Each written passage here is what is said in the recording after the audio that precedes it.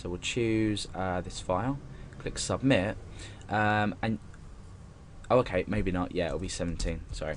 Okay, so let's refresh. So we've got JPEG. Now this we've achieved the result that we want. However, we need a dynamic way of choosing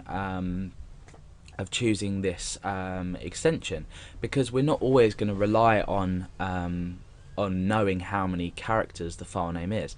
For example, if I chose file.php and click submit, nothing comes up because this is not work, because we don't have exactly 17 characters up to the dot. So we need another function which is called strpos, which stands for string position. And what we need to do is we need to grab the string position from name of the dot, okay, and then we need to add 1 to that.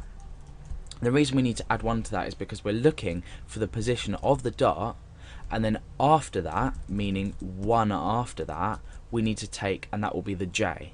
So we find the dot, 1 after that will be j, and then the rest will be pg. So let's just check how this works.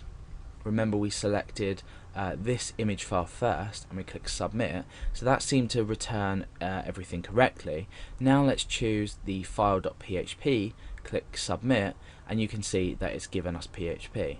So just by combining these two functions, we found this really easy way to grab the file extension. And then obviously, as well as this extension here, we've got the type of file here, so that can go up there for now. Okay, so let's remove these, and what we need to do is perform a couple of checks to see if the file is what we want it to be. So we want it to be a JPEG file. So we need to add in, just after here, we need to say if not empty name and extension equals JPG, or extension equals JPEG, because sometimes they can be named JPEG. What we can also check for is, it would be a good idea to check for uppercase as well, because otherwise it won't be allowed. So what we can do is we can actually say str to lower, and what that's going to do is that's going to take the extension name and make it lowercase. So we don't need to check for JPG in lowercase, JPEG in lowercase, and then in uppercase. This is going to automatically make the extension lowercase, so we only need to check 2 times. And then we need to say type equals image / JPEG. Okay, so now let's see. Oh, empty. Okay, let's take this out of here actually, because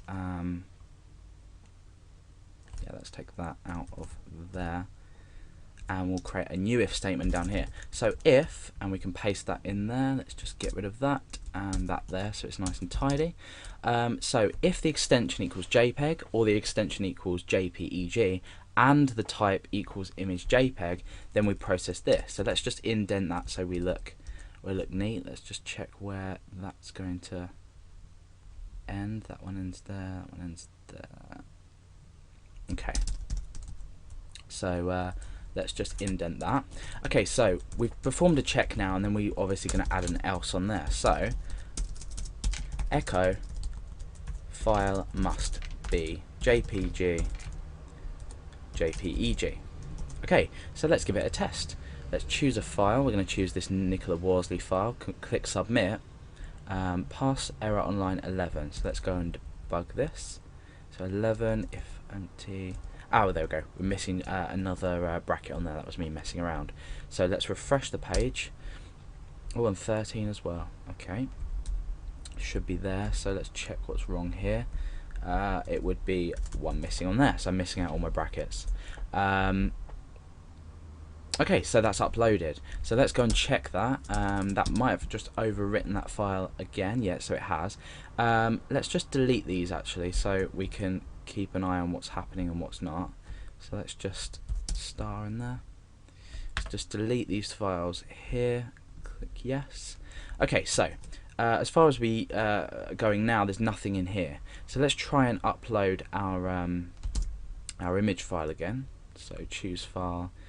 choose that, click submit. That's uploaded. So as it stands at the moment, we presume that this has been uploaded.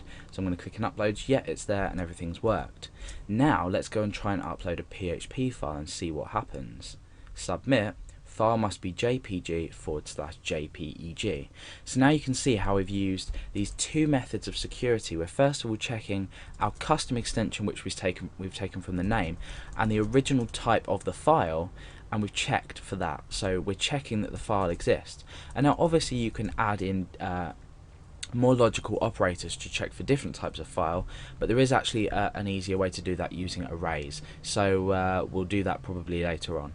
So that's basically a bit of form security. In the next video we're going to be talking about how to check for the file size, which we've currently got grayed out here.